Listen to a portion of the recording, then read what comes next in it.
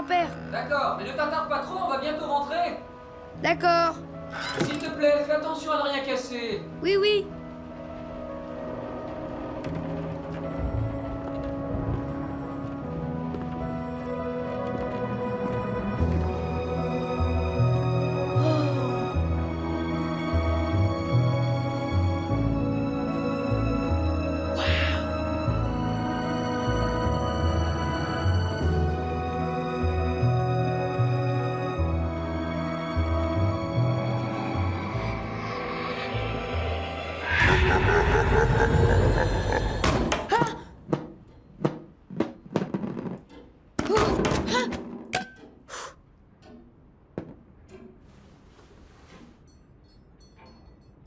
C'est pourtant qu'une vieille affiche.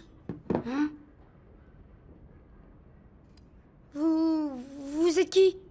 Approche, je vais pas te manger.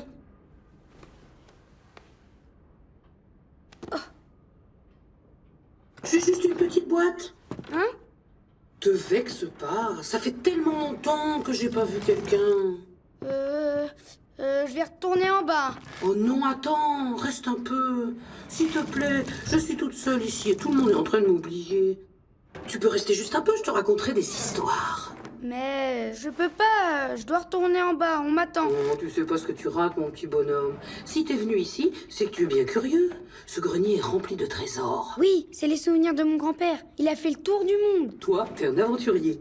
Tu as besoin de voyages fantastiques et c'est exactement ce que j'ai à te proposer. Oui, mais je n'ai pas le temps. Oh, le temps, toujours le temps. On court tellement après qu'on n'en a jamais pour se poser. J'ai pourtant tellement d'histoires à raconter et personne ne veut plus m'écouter. Si, moi j'aime bien les histoires. Je me disais bien que t'étais courageux. Je vais te montrer comment les hommes ont imaginé la Terre à travers les temps. Mais c'est que mon père m'a dit qu'on n'allait pas tarder. Oh, tu vas pas dire non à tout un tas d'aventures incroyables et d'histoires passionnantes. On verra des mondes oubliés et des créatures fantastiques, sans parler des dragons magnifiques Des dragons? et des valeureux vikings. Des vikings? Bon ben... Alors c'est parti. Quoi?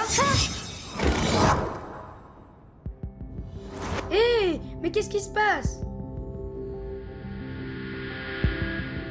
C'est ça le voyage fantastique que vous m'avez promis? Tu peux me tutoyer si tu veux, tu sais. Ah non, je tutoie pas les gens que je connais pas. T'es encore vexé. Non, pas du tout. Si. Enfin, d'accord. J'ai été un peu brusque en t'amenant ici. Oui, je veux rentrer chez moi. Allons, tu vas la voir, ton histoire fantastique. Commençons déjà par parler de ce globe qui est devant toi. La Terre, là? Ça va, hein, je l'ai déjà vu des milliers de fois. Waouh, t'as déjà vu la Terre? Oui, non, pas la Terre, mais ce globe. T'as raison, c'est pas pareil. Le globe n'est pas la Terre, mais sa représentation. C'est la même différence qu'entre toi et ta photo. Si je vois une photo de toi, est-ce que je te rencontre pour autant? Salut, photo de Joe, tu as passé une bonne journée? Pas terrible. J'ai été froissé dans le portefeuille de mon père et j'ai passé la journée dans une poche coincée entre ses fesses et une 16. Ça va, j'ai compris. Alors, le voyage commence. Tu vois cette grosse boule? C'est la Terre telle qu'on la voit de l'espace. Mais il y a très longtemps, les hommes ne pouvaient pas la voir comme ça. Allez, viens par là. Oh, cool. Où on est?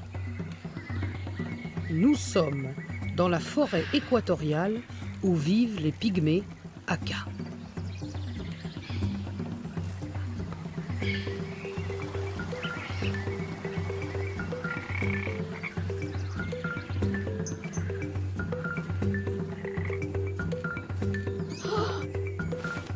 Y a quelqu'un. T'inquiète pas. Lui, c'est un jeune pygmée. Qu'est-ce qu'il fait? Il se prépare à une longue marche. Les pygmées Aka pensent que la Terre est plate et que le monde a une limite. Et si on marche tout droit, on peut en voir le bout.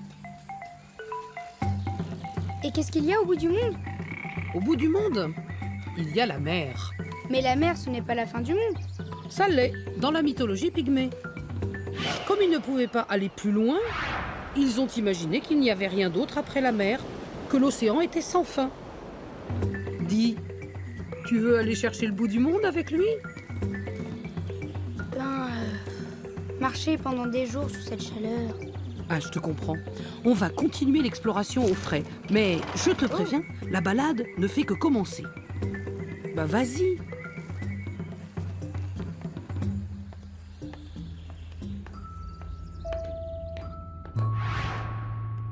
Waouh, mais qu'est-ce que t'es grande! Il y a des cases partout, il y en a au moins 100! J'en ai des milliers. Je conserve tout. Dès que quelqu'un quelque part a une idée, j'essaye de la classer. Je fais ça depuis... Bon, en fait, je fais ça depuis toujours. L'imagination des hommes est sans limite. Et j'adore collectionner tous leurs petits trésors. Moi aussi, je fais une collection. Ah bon? Et tu collectionnes quoi? Les robots, j'en ai plein. J'en ai un qui se transforme, un autre qui lance ses poings, et même un très grand qui marche tout seul et qui me parle. Eh ben moi, c'est pareil. J'ai toutes sortes de mondes qui viennent de partout, de toutes les formes et de toutes les tailles. Je vais te montrer tout ça. Tu vas voir que chez certains peuples, le monde se construit à la verticale. Pourquoi on est là? Y a rien ici. Et puis, c'est quoi ce cube? Ce cube, c'est une machine pour aller au pôle Nord. Au pôle Nord? Oui, c'est là-bas que vivent les Inuits d'Igloolik. Tu veux bien appuyer sur le bouton devant toi, s'il te plaît? Mais ça va pas prendre longtemps, parce que... Oh, ça prend pas longtemps d'appuyer sur un bouton. Oh.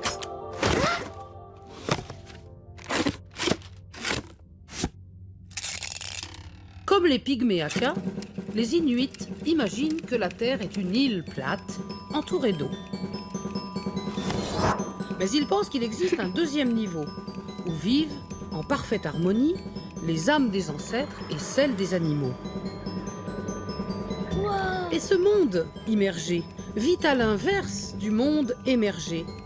Quand il fait jour en dessous, il fait nuit au-dessus. Et quand il fait nuit en dessous... Il fait jour au-dessus. En fait, ils ont mis un monde pour les esprits juste en dessous de la banquise. Exactement. Mais tu vas voir que les Inuits ne sont pas les seuls à avoir imaginé des mondes superposés. Voici le monde créé par les Indiens Kogi qui vivent en Colombie. Il y a beaucoup de monde à ranger. Alors ils ont imaginé beaucoup plus d'étages. Il y en a 4 au-dessus de la terre et 4 en dessous. C'est énorme. Les hommes vivent au milieu et le reste, c'est pour les dieux et les esprits. Ça te plaît? C'est pas mal, oui. Oh, j'y pense, j'ai encore plus sophistiqué. Pour les bouddhistes, inspirés par le moine Vasubandhu, c'est une administration infernale qui se cache sous le sol. On dirait un gâteau. Pour lui, il y a, sous les 6 couches de terre qui nous supportent, 8 étages d'enfer. Et chacun d'entre eux comporte 4 entrées qui donnent accès à 4 tout petits enfers, ce qui nous fait un total de 128 enfers. Et plus on descend dans les enfers, plus les tourments sont terribles. Par exemple, regarde, dans celui-ci, les condamnés doivent simplement marcher dans des braises incandescentes. Et dans celui-là, ils sont plongés dans un bain infesté de vers carnivores.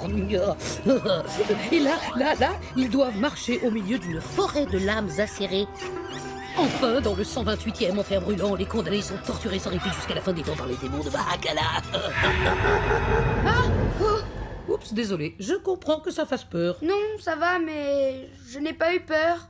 J'ai été un peu surpris, c'est tout. Et oui, les enfers sont un lieu où les hommes rangent leurs tourments. Mais les mondes imaginés peuvent aussi avoir une dimension pratique. Par exemple, les Dieris, les aborigènes d'Australie, font passer le soleil par un tunnel situé dans la Terre. Comment expliquer sinon que le soleil disparaisse chaque jour derrière l'horizon pour tous les matins réapparaître de l'autre côté? Je me posais la même question quand j'étais petit. C'est tout naturel. Imaginer ce qui se cache sous le sol permet d'expliquer des choses bien mystérieuses à première vue. Ça peut aussi expliquer l'instabilité de la Terre. Comment ça, l'instabilité de la Terre? Elle est stable, la Terre. C'est ce qu'on va voir. Oh! Mais pourquoi? Qu'est-ce qui se passe? On va faire une petite expérience. C'est un tremblement de terre? Aïe! Pour comprendre ce que pouvaient ressentir les premiers hommes, il faut te mettre à leur place. C'est quoi? Une tempête? À chaque cataclysme, les hommes croyaient que les dieux se mettaient en colère. Mais il y a même mais pas de sortie. Comment Tu veux savoir? Oh, Il y a très longtemps, les hommes étaient comme toi. Ils voulaient comprendre le monde qui les entoure. ah, ça recommence. Comprendre une nature hostile et pleine de dangers. Mais d'où ça vient tout ça? Les hommes ont imaginé des tas d'explications différentes pour comprendre les phénomènes qui les dépassaient, comme les volcans par exemple. C'était vraiment pas drôle la vie des premiers hommes. Comment tu fais tout ça? Et tu imagines quand c'était la nuit dans la forêt tropicale, ce que ça pouvait faire peur? En se servant de leur imagination, les hommes inventent des histoires pour se rassurer. Désolée de t'avoir un peu secoué, je voulais que tu comprennes pourquoi les mythes existent et à quoi ils servent. Allez, viens, Ah. on va faire un tour. Tu aimes les tortues? Oui. Pourquoi? Bah, tu vas voir. Par ici, mon garçon. Tiens.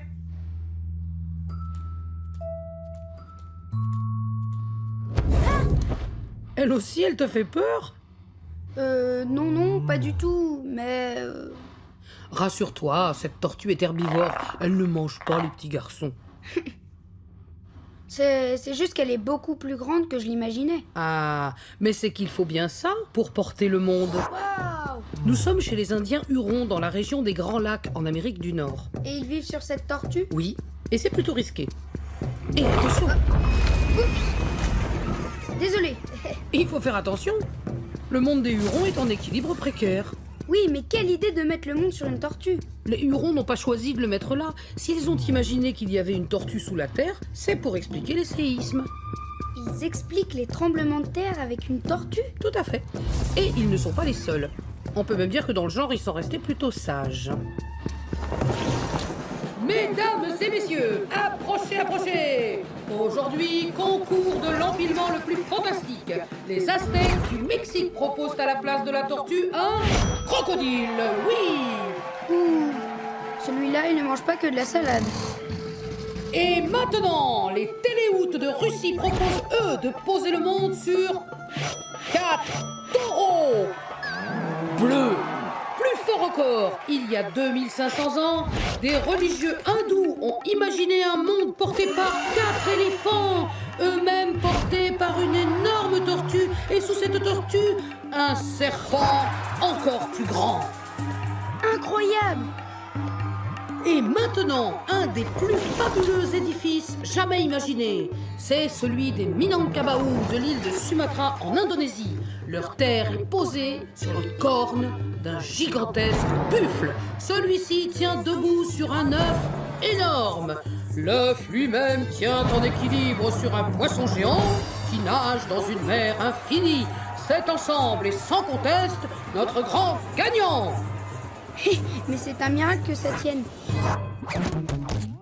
C'est que sur l'île de Sumatra, les séismes sont très fréquents et seul un édifice aussi fragile peut expliquer de pareilles secousses.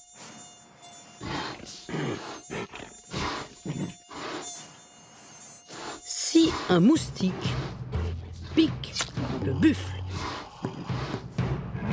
eh ben ça fait trembler la terre.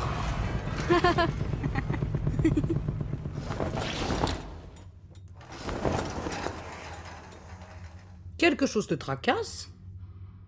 Oui, je me demandais qui les avait mis là, ces animaux. Ah, voilà une excellente question. Que dirais-tu de rencontrer Mahou? C'est qui Mahou? Une déesse africaine. Une déesse très ancienne, dotée d'une créativité débordante. Au Bénin, les Fon racontent que Mahou a d'abord fait la terre comme une demi-calebasse.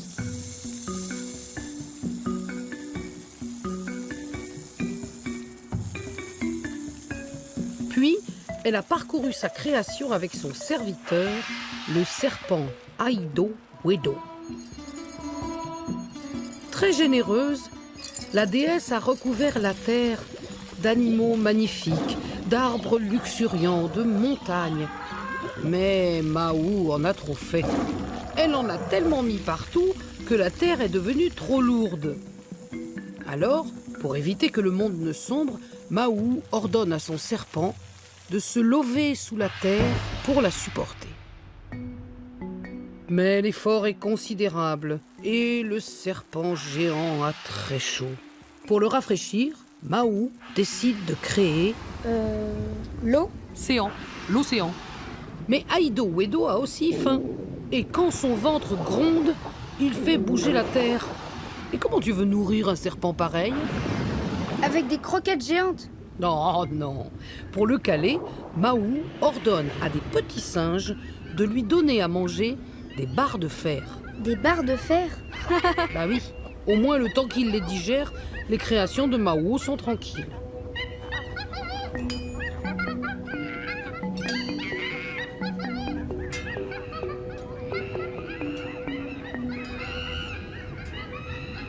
Donc, dans les mythes, les hommes pensent que les dieux les protègent en mettant ces créatures géantes pour soutenir leur monde. Pas toujours. Je vais te présenter Ulgan, qui est loin d'être aussi arrangeant que Mahou. Ulgan est le dieu des Tatars, un peuple vivant sur les montagnes de l'Altaï, une région au sud de la Sibérie. Pour lui éviter de sombrer, les Tatars imaginent que la terre est soutenue par un immense poisson. Il fait un peu le même travail qu'Aido Edo en fait. Tout à fait. À ceci près que le poisson est tenu en laisse par un fidèle serviteur du dieu Ulgan. Et si les Tatars ne se comportent pas bien, s'ils font la guerre, par exemple, c'est l'inondation. Autant te dire que les humains ont intérêt à se tenir à carreau. Ils sont sans pitié ces dieux tatars. Et les inondations ne sont que le premier cran.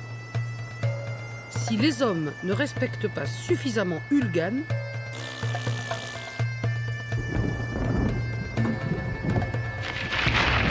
son ange serviteur peut provoquer un déluge et dévaster le monde.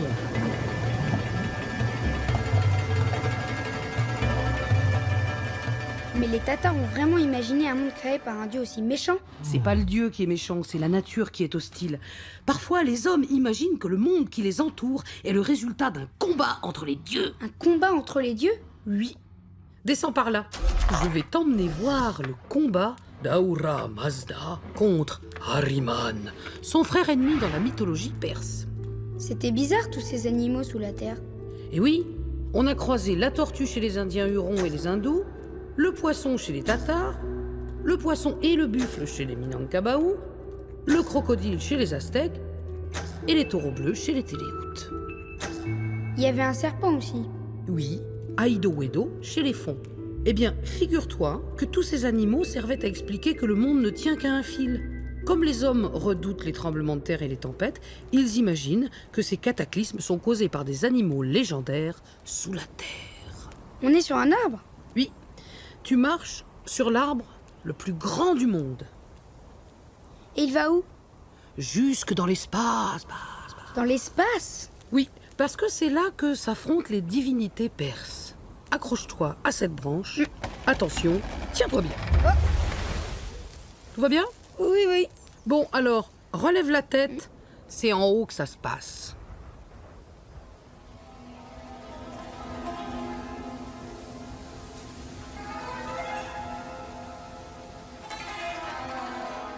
Voilà des millénaires que le sombre Ahriman s'oppose à son frère Ahura Mazda, l'incarnation du bien absolu. Chez les Perses, Ahura Mazda a créé le monde dans un œuf en métal. Au centre de la Terre, il a fait pousser une montagne qui permet de relier la Terre au ciel. Cette montagne sacrée s'appelle Al-Burz. Il a créé tour à tour les végétaux, les animaux et les hommes. Les Perses vouent un culte à Ahura Mazda parce qu'il est à l'origine de la lumière. Pour protéger sa création, Ahura Mazda l'a ceinturée d'une chaîne de montagnes. La Terre a ainsi l'allure d'une véritable forteresse. Mais son frère, Ahriman, le dieu destructeur, réussit à l'infiltrer en passant par le dessous. Profitant de la brèche, il envoie aussitôt ses démons souiller les eaux.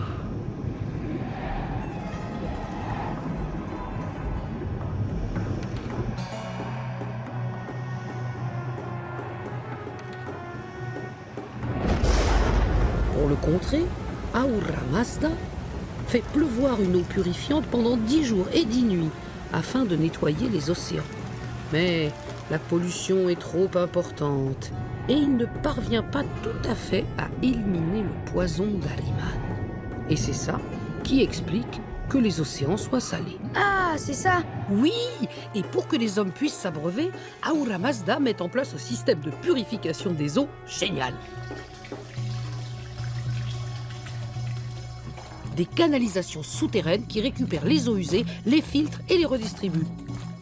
Et pour protéger ces canalisations d'éventuelles attaques d'Ahriman, il les recouvre d'or. De l'or. Oh, ça a dû coûter très très cher. Eh, c'est un dieu quand même, hein. Pour les Perses, chaque élément de ce monde est le résultat du combat acharné entre l'être de lumière et son terrible frère qui règne sur les ténèbres. Et ils vont se battre comme ça jusqu'à la fin des temps. Non, ils sont raisonnables. Ils se sont fixés une limite de 9000 ans. 9000 ans. Et la montagne géante au milieu du monde, elle participe aussi au combat?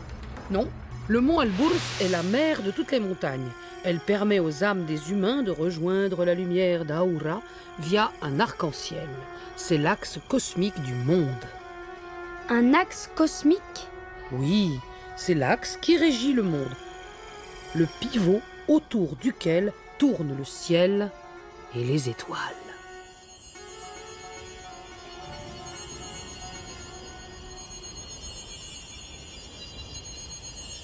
Les Perses ne sont pas les seuls à avoir imaginé un axe cosmique.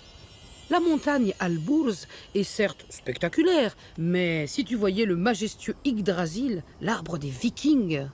Oh oui, je veux le voir. Qu'est-ce qu'on dit? Oh, s'il vous plaît. On peut aller le voir? Mais bien sûr qu'on va voir les Vikings. Ah, Et on n'a même pas besoin de bouger. cool.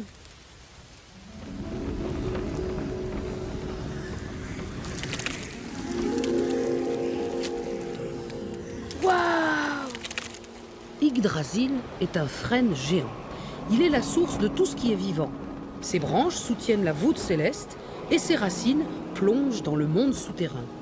Tous les mondes de la mythologie viking se retrouvent sur cet arbre, à différents étages. Il y a Alfheim, le monde des elfes. A forecast mostly sunny sky. Today with brisk easterly breeze.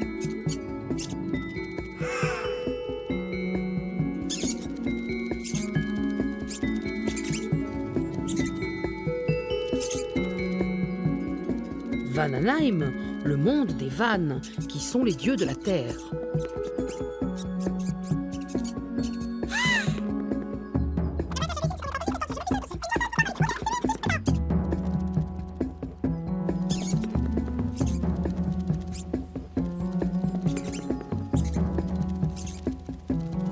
Et enfin Asgard, le monde des As, les dieux du ciel. Là, on peut voir Thor, Odin et Frigg qui tiennent conseil.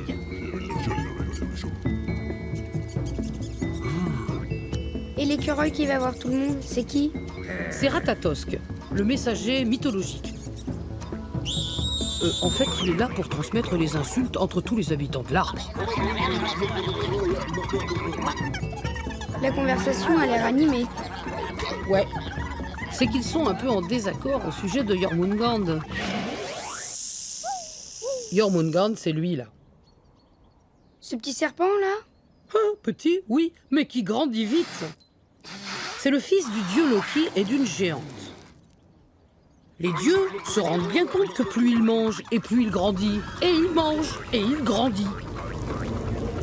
Une prophétie raconte que le monde sera détruit par plusieurs monstres, dont Jormungand.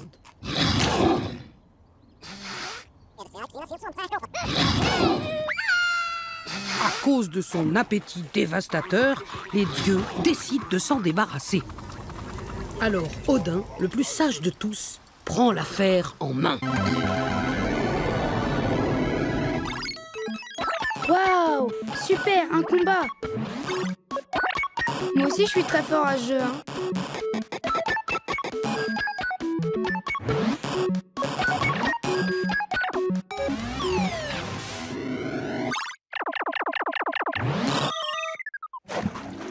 Elle est terrible, son arme secrète.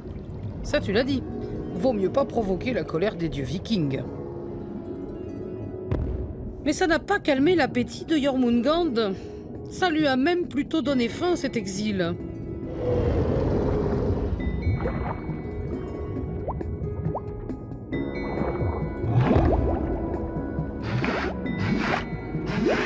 Finalement, en le rejetant loin des dieux et des hommes, les Vikings n'ont pas totalement résolu le problème.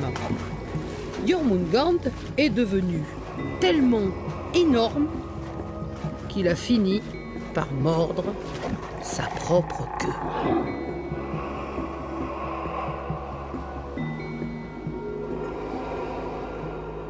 C'est fou comme les dieux peuvent se disputer. On dirait des hommes. Ce n'est pas toujours le cas. Il y a des populations où les dieux prennent d'autres formes. Ces dieux sont alors des esprits, qui peuvent être des végétaux ou des animaux. Par exemple, les Indiens Shipibo de la forêt amazonienne du Pérou croient que le monde est rempli d'âmes et d'esprits. Voici comment les Shipibo imaginent la création de la Terre. Au tout début, il y a l'obscurité. Jusqu'à ce qu'un jour, Papa Bari, le Père Soleil, crée la Terre.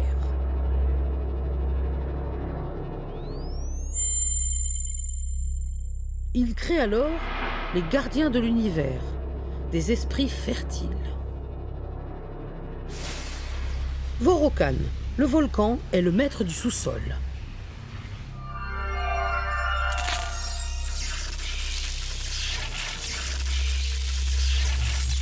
Ino, le jaguar, est le maître de la forêt et des animaux.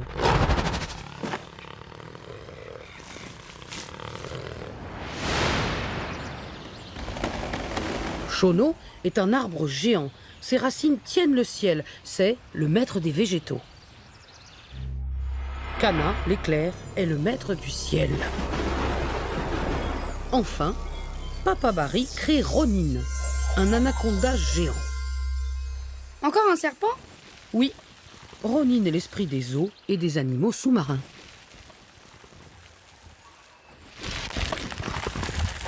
Il parcourt la forêt et trace dans son sillage un énorme trou qui sera rempli d'eau par un lac céleste. Mais pour les Shipibo qui vivent sur le grand fleuve Amazone, l'eau, c'est la vie. Et Ronin est un esprit un peu à part, puisqu'il fournit le poisson à ce peuple de pêcheurs. Le fleuve coule dans les deux sens? Oui, parce que l'eau du lac céleste tombe des deux côtés. Après quoi, Papa Bari s'en va au sommet du ciel et laisse les esprits veiller sur la terre. Quant à Ronin, une fois son travail terminé, il prend place autour de la terre. Le serpent qui se mord la queue. On n'aurait pas déjà vu ça quelque part? Tout à fait, jeune homme. C'était chez les hindous et chez les vikings. Le serpent qui se mord la queue est un symbole très répandu. On le retrouve aux quatre coins du monde, dans des mythologies très différentes. Le cercle est pour les hommes une figure géométrique simple qui rappelle le cycle du temps. Mais s'il y a un cercle, il y a aussi un centre. Les hommes imaginent que le ciel et la terre communiquent par ce centre, à travers un axe cosmique qui peut être une montagne, comme chez les Perses, ou un arbre, comme chez les Vikings ou les Shipibo. Yggdrasil, Alborz ou Shono relient la terre au monde invisible. Ils permettent de faciliter la communication entre les hommes, les dieux, les esprits et les morts. Et tous ces gens qui imaginent un serpent qui se mord la queue, ils imaginent que la terre est ronde? Oui, mais d'autres peuples pouvaient imaginer d'autres formes. Par exemple, les Chinois ont imaginé la terre carrée. Ils ont imaginé une terre carrée? J'y crois pas. Je t'assure, dans la tradition taoïste, le monde procède de l'équilibre entre le yin et le yang. Je sais qui je pourrais te présenter. Liuan. C'est un lettré chinois qui explique toujours très très bien les choses. Il faut descendre de l'arbre? Pas besoin, je connais un moyen d'aller plus vite.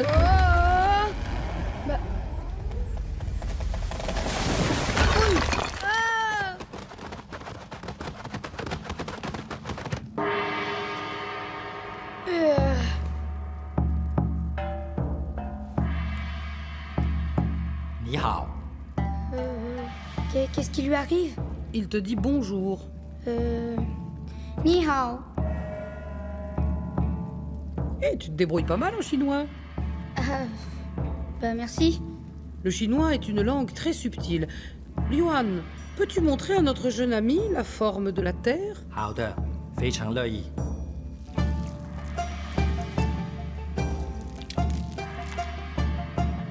Pendant des années, Luan a recueilli des informations venues des quatre coins de la Chine afin de réaliser une grande encyclopédie.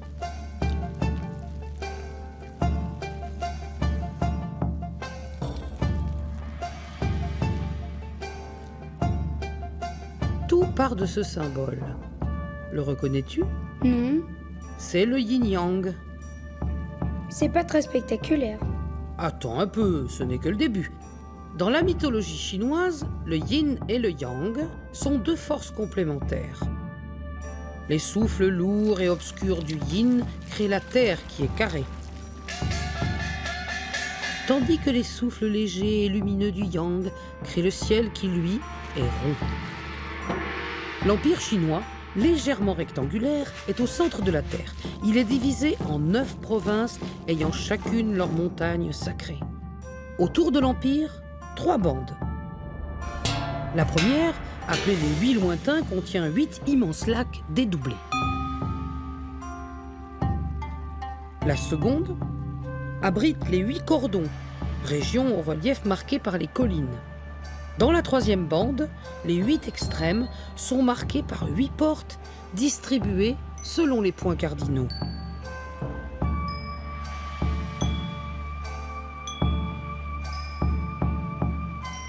Et enfin, au nord-ouest, se trouve une série de montagnes dominées par le mont Bouzou. La voûte céleste est soutenue par 4 grands piliers. Celui du nord-ouest, qui est situé juste derrière le mont Bouzou, favorise la communication avec le monde de l'empereur céleste. C'est la colonne de communication rapide. C'est impressionnant, tout est bien pensé et parfaitement aligné. Et oui, tout était bien droit jusqu'au jour où Gong Gong est arrivé. Gong Gong, c'est qui? Gong Gong est un démon qui s'est attaqué à Zhuangzi, un des 5 empereurs mythiques. Gong Gong, le misérable, est avide de pouvoir. Il veut renverser le valeureux Zhuangzi et s'emparer de son trône. Mais l'empereur le terrasse et Gong Gong doit s'exiler. Fou de rage, il donne un violent coup de tête dans la colonne de communication. La colonne ne casse pas, mais le monde perd son équilibre. Le ciel et la terre sont désormais penchés. C'est par ce déséquilibre que les taoïstes expliquent le mouvement des étoiles et l'écoulement des fleuves.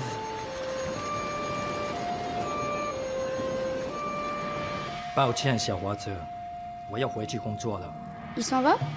Oui, Luan a beaucoup de travail. Tu peux m'apprendre à dire merci en chinois? Oh, Quoi? tu m'as tutoyé. Oui, ça vous embête? Ça me fait plaisir. En chinois, merci se dit xie xie. Xie xie. 谢谢你。 C'était quand même fou d'imaginer que la Terre puisse être carrée. C'est ça qui est bien avec l'imagination. On peut donner à la Terre toutes sortes de formes. Le moine Vasubandhu, Celui des enfers? tout à fait. Donc lui, imaginait une Terre triangulaire. Tout comme les Indiens à Shumawi, du nord de la Californie. Certains Égyptiens de l'Égypte antique ont imaginé une Terre, Triangulaire aussi, comme leur pyramide. mais non, carrée, comme la base de leur pyramide. Les Mayas, tout aussi grands amateurs de pyramides que les Égyptiens, ont eux aussi imaginé que la Terre était carrée. Par contre, chez les Aztèques, elle est en forme de croix et ses extrémités sont calquées sur les points cardinaux, nord, sud, est et ouest. Les Sakas de Sibérie, eux, imaginent une Terre octogonale avec au milieu un nombril argenté qui permet d'accéder à d'autres mondes. Les Hindous imaginent quelque chose de plus compliqué. Le monde serait constitué de 7 continents en bandes circulaires, séparés chacun par une mer. Ici d'eau salée, là de canne à sucre, ensuite de vin, de beurre, de lait caillé, de lait et enfin d'eau douce. Hé, on se croirait au restaurant. La maison peut vous proposer aussi quelques terres en forme d'œuf, d'oignons et même en forme de bouteille pour se désaltérer. Parfois, les êtres vivants sont créés à partir de la forme du monde. Ce serait amusant des habitants avec la tête en forme d'œuf ou d'oignon. L'effet serait assez surprenant.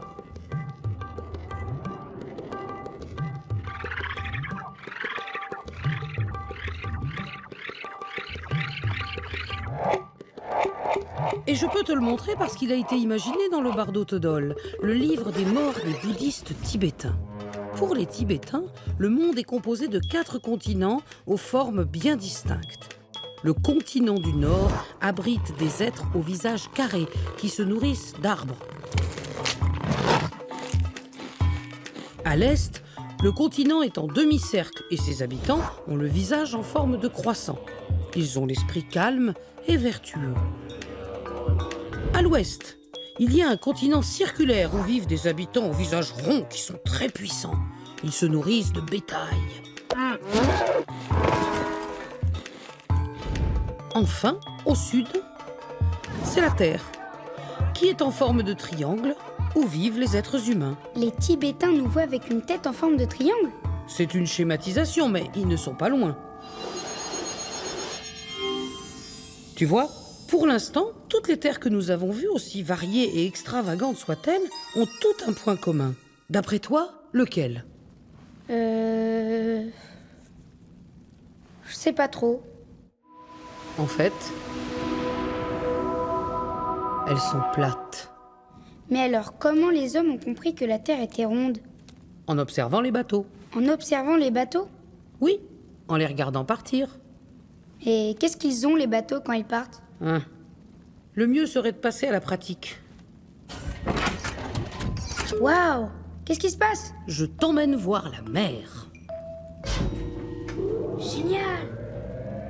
Pour la mer, direction 5e étage. Qui c'est?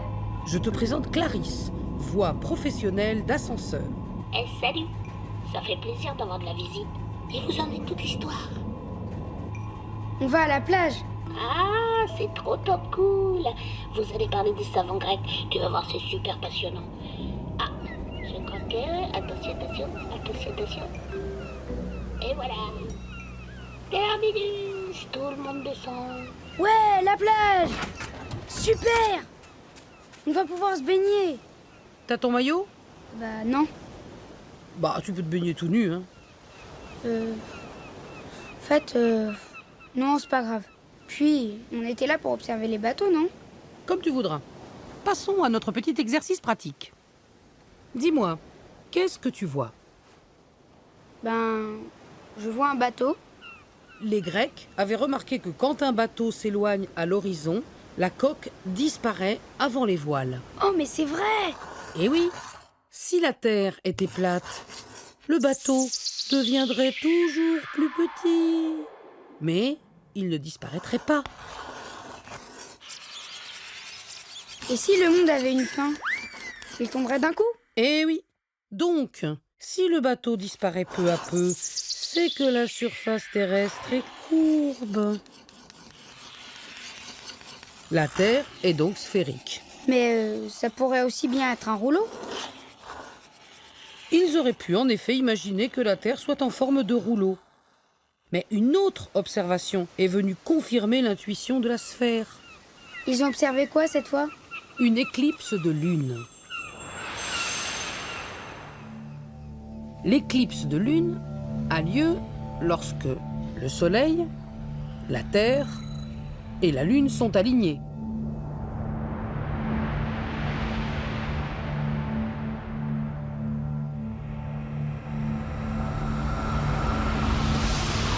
Si la Terre avait été un cylindre, l'ombre serait droite. Or, L'ombre est ronde. donc, la Terre est une sphère. Ouais! Ce sont les écrits du philosophe Aristote qui nous ont rapporté cette observation. Alors c'est lui qui a découvert que la Terre était ronde? Pas tout à fait. D'abord, il n'est pas le seul à avoir fait cette observation. Et au moment où Aristote regarde cette éclipse, il a déjà en tête l'idée que la Terre est sphérique. Parce que 150 ans avant lui, Pythagore est le premier à imaginer que la Terre puisse être ronde. Il est obsédé par les nombres, la géométrie et les volumes. Il n'a pas de preuves, mais juste une intuition. La Terre ne peut être autre chose qu'une sphère, puisque la sphère est la forme géométrique la plus parfaite. L'idée d'une Terre sphérique a fait son chemin en Grèce, passant de savant en savant jusqu'à Aristote. Sans cette idée, Aristote et les autres n'auraient peut-être jamais cherché à prouver que la Terre était ronde. Pythagore imagine, d'autres observent et confirment. Pour la première fois, les hommes se sentent capables d'appréhender le monde par eux-mêmes, sans mythes et sans animaux fabuleux. Tu n'as donc plus d'histoire à me raconter? Pas si vite, mon bonhomme. Certes, les Grecs ont compris que la Terre est ronde, mais maintenant, il leur reste à savoir combien elle mesure. Comment faire? Faudra en faire le tour. Eh bien, Ératosthène, lui, a réussi à le faire en restant chez lui, à Alexandrie, en Égypte. Un Grec en Égypte? Oui, à l'époque, l'Égypte était dominée par les Grecs. Ératosthène était un grand savant. Il était à la tête de la prestigieuse bibliothèque d'Alexandrie. Pour trouver la circonférence de la Terre, Ératosthène utilise aussi la géométrie.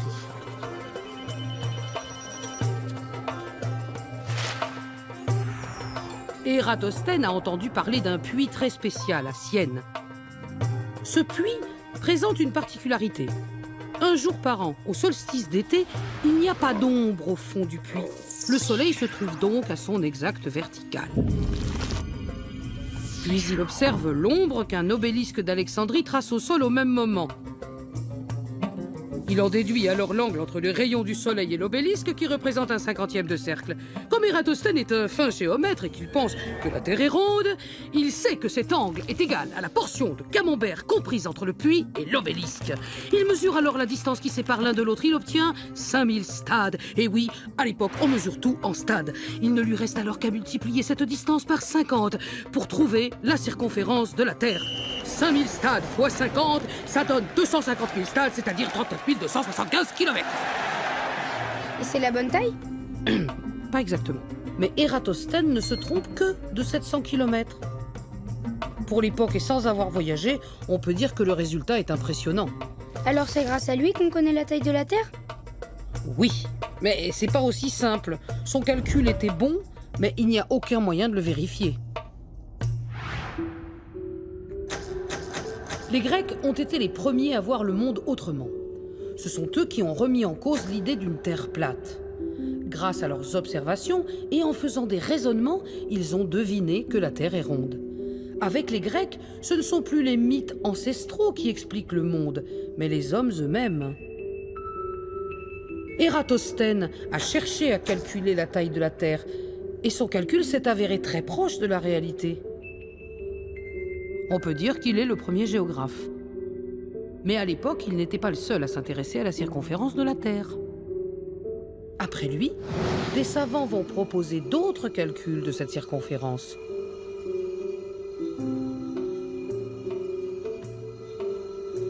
D'ailleurs, 300 ans plus tard, une autre évaluation va surgir. Qui c'est? C'est Ptolémée, un des derniers grands savants grecs. Il faisait aussi des calculs? Lui, il est plutôt connu comme cartographe et astronome, et son rôle va être capital dans l'histoire du monde. Pour établir ces cartes, Ptolémée utilise les calculs de Marin de Tyr, un autre géographe. Selon ce calcul, la Terre a une circonférence d'environ 28 500 km. C'est pas beaucoup? C'est même très loin de la réalité. Pourtant, c'est cette mesure qui va être retenue. Mais c'est pas juste. Et oui, l'information qui se répand n'est pas toujours la plus juste. Puisque Ptolémée était un excellent cartographe et que ses méthodes étaient très simples, alors tout le monde, des savants arabes aux savants européens, tout le monde s'en est servi. Elle a même fini par se retrouver entre les mains de Christophe Colomb, un navigateur italien du XVe siècle. Au XVe siècle, justement, le commerce avec l'Asie permet d'échanger or et épices. C'est un enjeu majeur pour les puissances européennes. Mais les Ottomans contrôlent la route des épices. Pour éviter de dépendre d'eux, les Portugais choisissent de contourner le continent africain. Bartholomeus Dias, en 1488, réussit à atteindre le cap de Bonne-Espérance. Les Espagnols, eux, vont faire un tout autre choix. Se basant sur les mesures de Ptolémée, Christophe Colomb leur propose d'aller tout droit vers l'ouest pour rejoindre la Chine. Ce sera beaucoup plus court, par là. En fait, il croit prendre un raccourci. Exactement.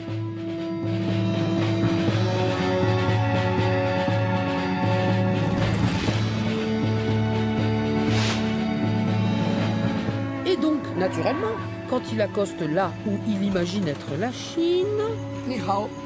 C'est bien ici la Chine. Aïe.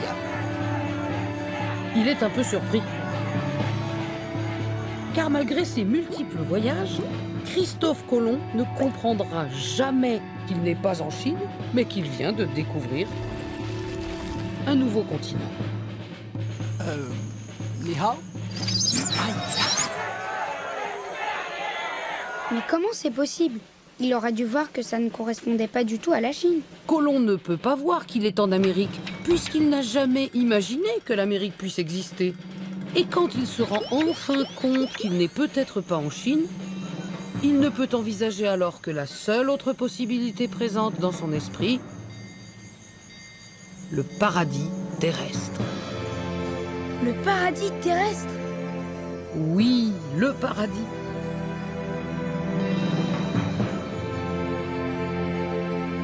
Christophe Colomb est très croyant. Et lorsqu'il accoste au Venezuela, lors de son 3e voyage, il voit un fleuve au débit prodigieux, une végétation luxuriante et une terre qui semble se rapprocher du ciel. Les observations de Colomb confirment sa croyance qui lui permet de se faire sa propre vision de la Terre à la forme d'une poire. Une poire? Mais alors, qui a découvert l'Amérique en sachant que c'était l'Amérique? C'est Amerigo Vespucci, un navigateur florentin qui comprend que ces terres sont un continent jusqu'ici inconnu. Amerigo, Amérique, ça se ressemble? Effectivement, comme il est le premier à avoir compris qu'il était sur un nouveau continent, on baptisa ce nouveau continent à partir de son prénom. Récapitulons. Christophe Colomb ne pouvait pas aller chercher les épices par l'est puisque la route était contrôlée par les Ottomans. Il ne pouvait pas contourner l'Afrique par le sud sans se heurter aux Portugais. Et comme il possédait la carte de Ptolémée, il était persuadé que la Terre était petite. Avec ses caravelles, plus robustes que les bateaux des Grecs, il était convaincu de franchir le grand océan. Et comme il pensait qu'on pouvait faire le tour de la Terre en allant vers l'ouest, il s'est dit qu'il finirait bien par rejoindre l'Asie. Les explorateurs continuèrent de sillonner les océans à la recherche de nouveaux territoires. Le Britannique James Cook découvrit en 1770 une immense terre australe. C'était un nouveau continent pour les Européens. Ils l'appelèrent Australie. L'océan Pacifique se dévoilait peu à peu. Ça y est, la Terre n'a plus aucun secret. Plus aucun secret peut-être, mais encore un bien grand mystère. Un grand mystère? Lequel? Maintenant qu'on en a fait le tour, on se demande ce qu'il y a dedans. Ouais, on reprend l'ascenseur.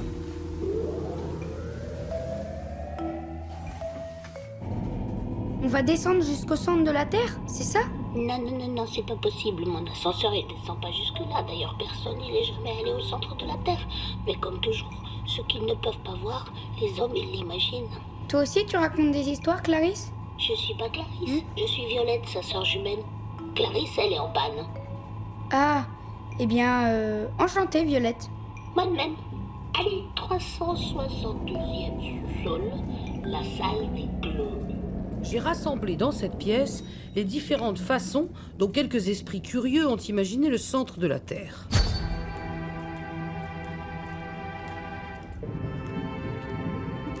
Léonard de Vinci, par exemple, pensait que la Terre était principalement constituée d'eau. Ce génie touche-à-tout supposait que la Terre avait longtemps été recouverte d'eau et que c'était sous son action érosive que les continents avaient émergé. Il avait fait cette déduction en observant les fossiles marins que l'on trouve dans les rochers. Oh! Pour expliquer l'attraction terrestre, Galilée imaginait que le globe était aimanté. Comment expliquer autrement qu'à tout endroit du monde, les objets soient attirés vers le centre de la Terre? Oui! Pour la même raison, Halley aussi imagine que le centre de la Terre est aimanté. Mais plutôt qu'un bloc, il pense que l'intérieur de la Terre est rempli de billes emboîtées et qu'une force magnétique s'exerce au pôle. Quant à Athanasius Kircher, Mais ça ressemble à une maquette que j'ai vue à l'école. en effet, Kircher n'était pas loin de la réalité pour expliquer l'origine des coulées de lave. Mais pour lui, la Terre était comme une étoile refroidie, encore remplie de feu, qui remonte par des poches de temps à autre.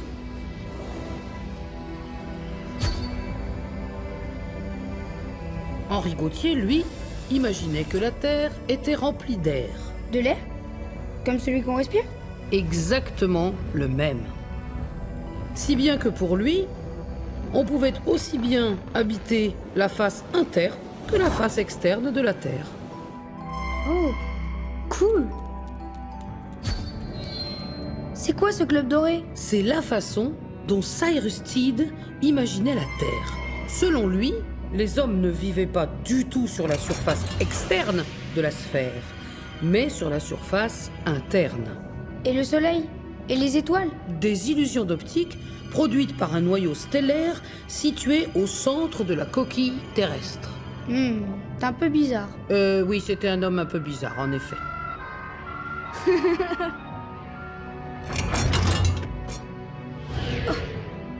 Là, c'est la Terre imaginée par John Clive Symes. Il pensait que les deux pôles étaient reliés par un tunnel qui passait au centre de la Terre. Et ce doux rêveur était même persuadé que les oiseaux utilisaient ce passage lors de leur migration. À part le trou entre les pôles, ça ressemble vraiment à la Terre telle qu'on la connaît. D'ailleurs, tu ne l'as pas mise à cet étage? Si, elle se trouve juste dans la pièce à côté.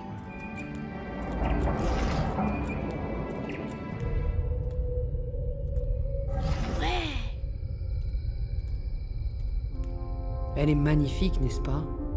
Oui, elle est vraiment jolie. Toute ronde et toute bleue. Toute ronde et toute bleue, dis-tu? Eh ben, pas tout à fait. L'eau recouvre les 3/4 du globe, mais si on l'enlève, on se rend compte que sa masse ne représente même pas 0,1% de celle de la Terre. Elle est toute cabossée, on dirait une patate. Et quand on parle de globe, on oublie souvent que la Terre n'est pas une sphère parfaite. Eh oui, la Terre est en fait aplatie au pôle, car elle tourne très vite. Tu as raison. Plus elle tourne et plus elle s'aplatit. C'est l'effet de la force centrifuge. Sans compter qu'avec les marées, la Lune fait aussi son petit effet sur la forme de la Terre.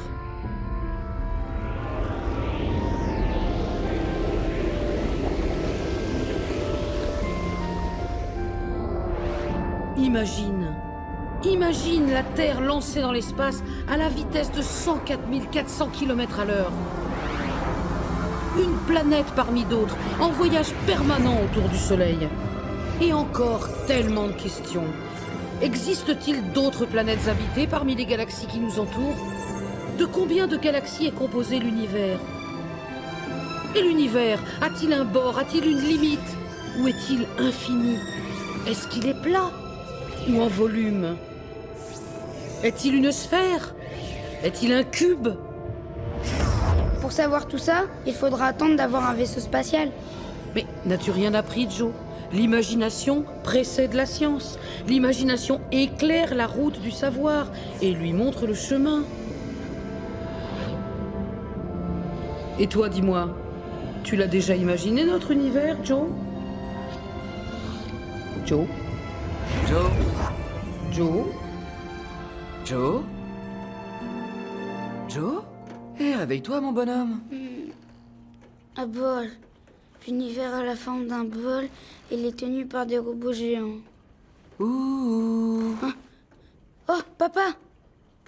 Tu savais que les Indiens Hurons ont imaginé la Terre posée sur une tortue? Tu as fait un drôle de rêve, toi, on dirait. Mais non, c'était pas un rêve. J'ai même vu les Tatars tirer la langue à Ulgan. Mais qu'est-ce que tu racontes? C'est qui Ulgan, d'abord? Ben, c'est le dieu des Tatars. Ah bon? Ah, d'accord. Et tu savais qu'un petit moustique peut causer un tremblement de terre? Oh, toi, tu as une sacrée imagination.